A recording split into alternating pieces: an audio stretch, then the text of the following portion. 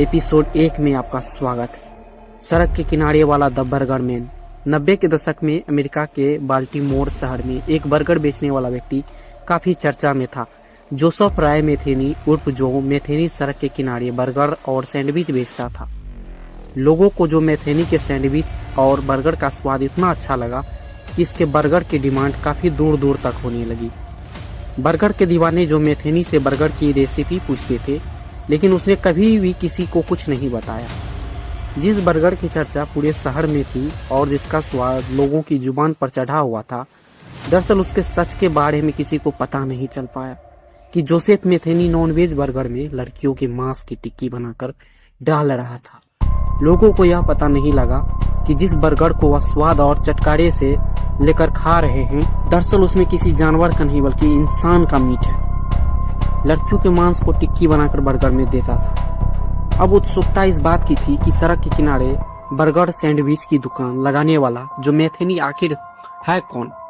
आखिर यह शख्स लड़कियों के मांस का बर्गर क्यों बना रहा था और बर्गर के लिए कैसे लड़कियों के मांस को लाता था। जो मेथेनी की हाइट 6 फुट 1 इंच थी और वजन 150 किलो, वह बेहद हट्ठा कट्ठा भारी भरकम व्यक्ति था। जो मेथेनी ने कुछ दिन पहले ही यहाँ बर्गर और सैंडविच का स्टॉल लगाना शुरू किया था और चंद दिनों में ही उसके बर्गर ने पूरे शहर में अपनी एक अलग ही पहचान बना ली थी। भैंस, बकरी, भेड़ या खरगोश, हर कोई उसे अलग अलग समझकर इस बर्गर को बड़े चाव से खाता था और एंजॉय करता था। लेकिन शायद ही किसी ने यह कल्पना भी की नहीं होगी कि जो बर्गर वह खा रहे हैं उसमें इंसान का मांस भरा हुआ है। इसी दौरान बाल्टीमोर शहर से लोगों के गायब होने की खबरें आ रही थी। खासकर शहर से कई लड़कियां गायब हो चुकी थी। शिकायत दर्ज हो रही थी, लेकिन ये पता नहीं चल रहा था कि लड़कियां गायब कहां से हो रही हैं। न किसी कत्ल की खबर थी, न कोई सुराग मिल रहा था। पुलिस परेशान थी, कैसे गायब होती है लड़कियों।